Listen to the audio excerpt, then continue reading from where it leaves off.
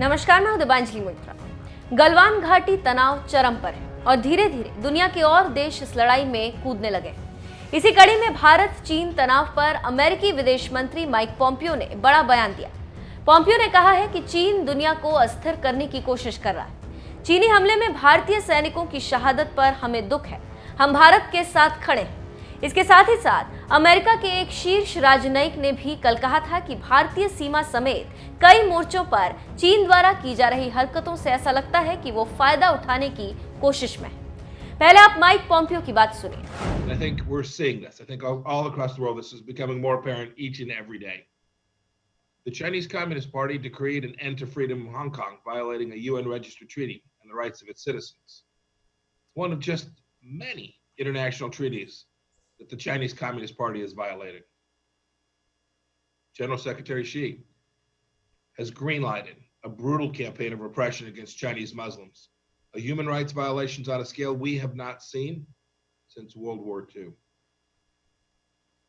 The PLA has escalated border tensions. We see them today in India, the world's most populous democracy.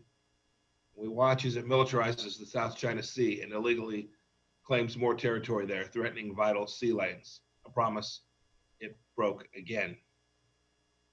But the CCP isn't just a rogue actor in its own neighborhood. If it was, we might think differently about it. It impacts us all. It lied about the coronavirus, and it led spread to the rest of the world while pressuring the World Health Organization to assist in a cover-up campaign. By the way, a failure of transparency that continues even today. Now hundreds of thousands of people have died and the global economy is decimated.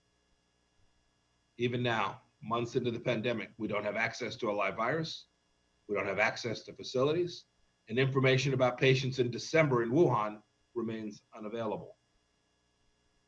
It's pushing disinformation and malicious cyber campaigns to undermine our governments, to drive a wedge between the United States and Europe.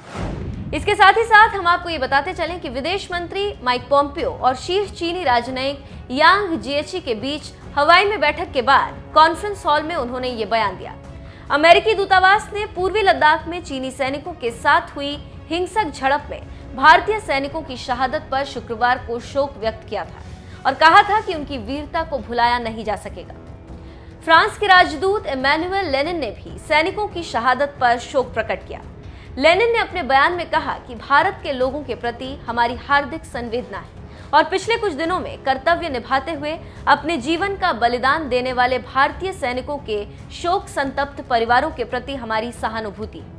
तो आप समझ सकते हैं कि चीन के बजाय भारत को कई शक्तिशाली देशों को लगातार समर्थन मिल रहा है और चीन को आलोचना।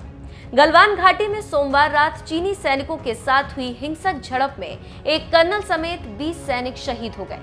पिछले 5 दशक में ये सबसे बड़ा सैन्य संघर्ष है जिसने क्षेत्र में पहले से जारी अस्थिर सीमा गतिरोध को और बढ़ा दिया है और लग रहा है कि चीन के खिलाफ मुहिम बनना शुरू हो गया है। देखना होगा कि ये लड़ाई आगे कहां तक जाती है।